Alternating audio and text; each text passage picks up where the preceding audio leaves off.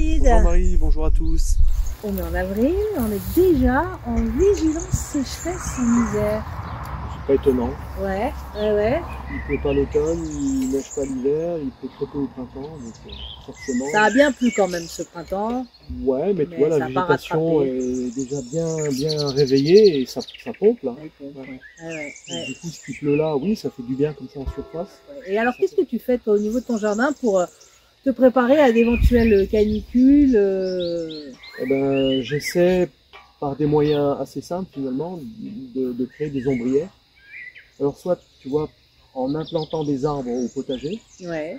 de type pêcher comme Oui, celui-ci, je t'en montrerai un autre là-bas. là-bas. Des arbres avec une couronne suffisante pour ombrer. Voilà. Et tu as quand même mis un grand arbre aussi, comme ce noyer. Alors, je ne l'ai pas mis, il s'est implanté tout seul, ça me faisait deuil de le couper, et en plus il est beau, il produit déjà. Ouais. Ce que j'ai fait, c'est que je l'ai élagué au fur et à mesure qu'il s'élevait. Pour que sa couronne soit très haute. Très très haute, donc il fera un ombrage, on va dire, diffus. Ouais. Voilà. Et tu n'as pas peur de la concurrence racinaire, que ce soit les arbres qui pompent l'eau et que tes légumes en aient moins pour eux. Écoute, je verrai bien, pour l'instant j'ai pas de soucis. T'as pas de souci. Voilà. Nous, on a un collaborateur, Joseph Chauffret, qui a un tout petit jardin en Normandie et qui a constaté que au départ, ça ne posait pas de problème quand il a implanté des petits arbres. Et puis c'est au fur et à mesure des années que cette concurrence s'est installée et il en est un petit peu revenu. Du recul, j'en ai pas encore. Ouais. Et c'est pour ça que je privilégie, moi, les petits arbres. Ouais. Voilà. Ouais, Petit développement. vraiment les petits pêchers, Voilà. les petits pruniers. Prunier, derrière moi un Cognacier. cognacier, pêcher, figuier. J'ai même là, tu vois, derrière toi, là, il y a des groseilliers à macro sans épines. Après, ceux parmi vous qui ont du recul, ben, faites-nous savoir par vos commentaires. Hein. Ouais, ça c'est intéressant, qu'il y ait des échanges. Puis on parle de plus en plus d'agroforesterie avec de très grands arbres. Ouais. Peut-être qu'il faut aller voir aussi de ce côté-ci, tu vois. Ce qu'en pensent les agriculteurs qui mettent déjà en pratique. L'agroforesterie, on voit quand même quand on fait des sujets dessus qu'il y a beaucoup de mythes autour de les champs de grandes céréales avec des alignements de grands arbres, notamment des noyers, et qu'en fait c'est très peu pratiqué. L'agroforesterie qu'on voit le plus en France, c'est des haies dans des zones d'élevage. Puis nous disant qu'on suit ça aux 4 saisons, trouver des nouveaux agriculteurs qui pratiquent ça, on a beaucoup de mal. Donc, il y a peut-être qui nous ont échappé. Hein. Et alors, que veux-tu nous montrer ici, David? Mon kiwi, ça c'est un pied femelle. Il y en a 4 comme ça, aux 4 points cardinaux de cette tonnelle de fortune. Ouais. L'idée c'est que le kiwi recouvre la tonnelle. Donc le kiwi, il va me faire de l'ombre. Ils sont petits encore, Titi. Oui, mais l'an dernier ça a été super parce que ces grands arbres qu'on a là, un pommier, un cerisier, ils créent quand même pas mal d'ombre. Ouais.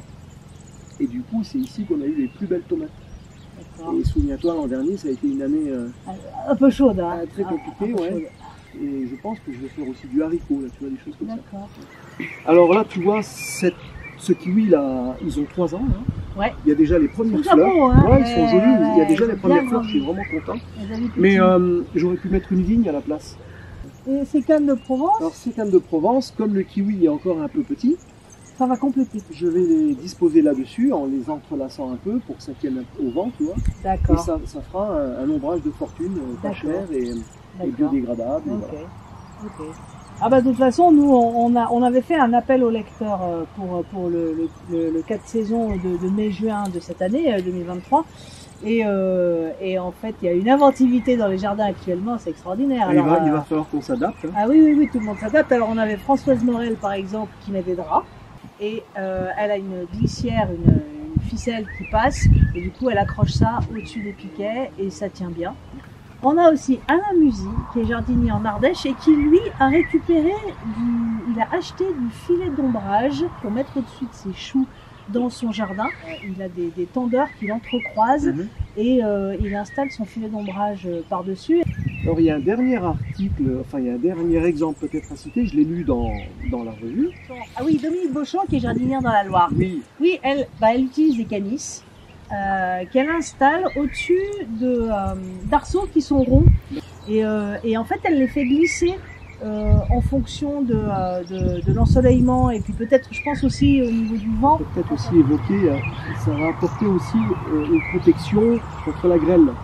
Oui, on a d'ailleurs une lectrice, Cathy Babot, qui a installé un grand abri au-dessus de sa serre en verre, en grillage, pour éviter le bris de vitre. Ouais, les grêlons qui pourraient casser sa serre. D'accord, intéressant. Et on a beaucoup parlé de potager, mais tu adoptes aussi des mesures au jardin d'ornement pour essayer de protéger tes fleurs. La règle au potager est valable aussi au jardin d'ornement.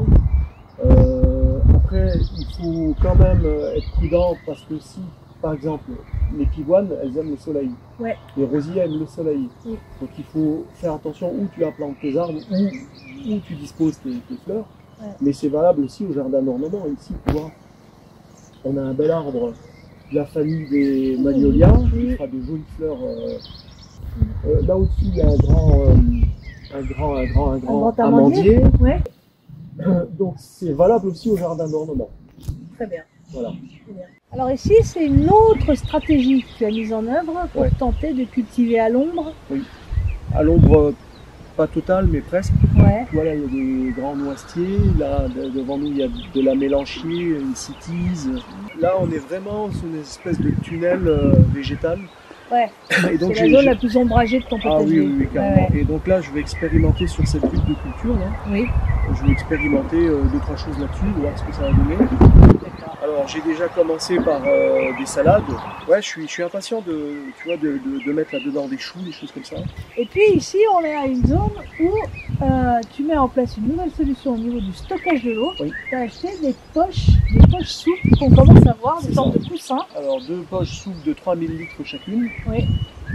Alors, tu vas les remplir avec quoi? Alors, pour l'instant, tant que la source, elle donne, je vais remplir ça avec la source. D'accord, ouais, c'est vrai que tu as la chance d'avoir une source. Voilà. Donc en tout, alors tu as ta réserve agricole, la noire, qui fait 3 mètres cubes, tu as tes 2 nouvelles poches souples qui font 3 mètres cubes chacune. J'ai la citerne qui est enterrée, qui recueille les eaux pluviales, 3 mètres cubes. Ouais. 7 cubis de 1000 litres.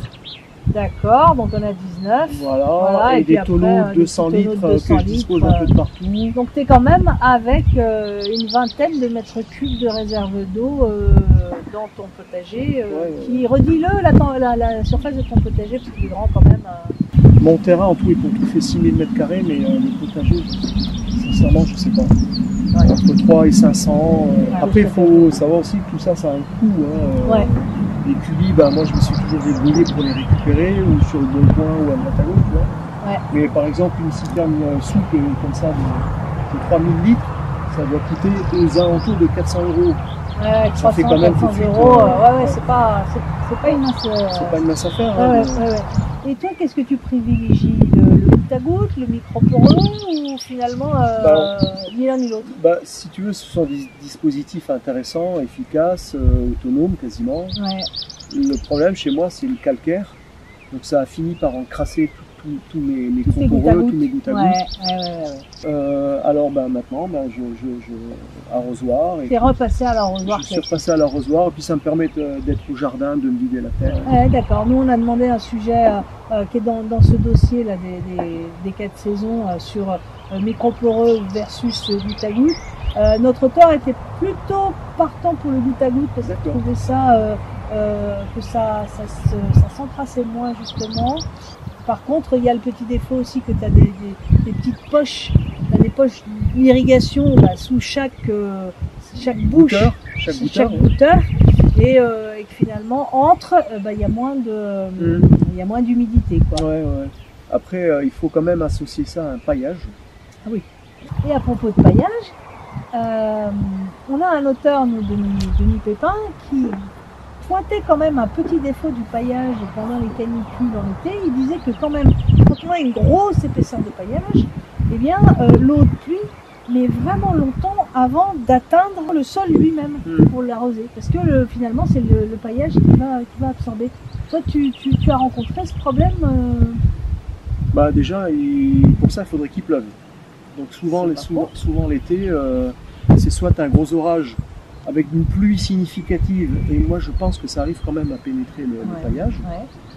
Après, si c'est une pluie comme ça, tu vois, ça passe, oui, à mon avis, le paillage paillage doit empêcher la pénétration de l'eau dans le sol. Ouais. Et lui, en fait, il préconise plutôt il préfère, en tout cas, dans son jardin, avoir des épaisseurs de paillage pas très importantes, de 2-3 cm. Okay. Après, je paille aussi différemment. Je paille mes arbres, mes jeunes arbres, avec du caillou. Oui. Quand je suis au potager, je mets mes cailloux dans un seau et après je jette ça au pied des jeunes arbres. Donc ça fait un paillage dans le trou de plantation ou par-dessus, après que tu as rempli autour de l'arbre. Okay. Ça fait un paillage minéral assez épais. Ça évite la concurrence des adventices avec la racine de l'arbre. Ouais, voilà. Et chacun sait que les cailloux ils maintiennent l'humidité. Sous le caillou, tu lèves un caillou, dessous c'est humide. Tout à fait, ouais. Et ça n'empêche pas la pénétration de l'eau quand il pleut. Ça glisse sur le caillou, ça s'infiltre. Et t'as pas peur que ça fasse monter en température autour du trou? À mon avis, c'est pas gênant. Ouais. C'est pas gênant. Ok. Ouais. Non mais c'est intéressant. Et puis pour finir cette vidéo sur la vigilance vis-à-vis de la sécheresse, je trouvais que c'était peut-être pas mal de faire un petit focus sur les 4 niveaux. Toi tu connais un peu les obligations afférentes au niveau du jardin Pas vraiment. Déjà tu vas pêcher où ces infos là? Alors il y a des informations sur les sites des préfectures.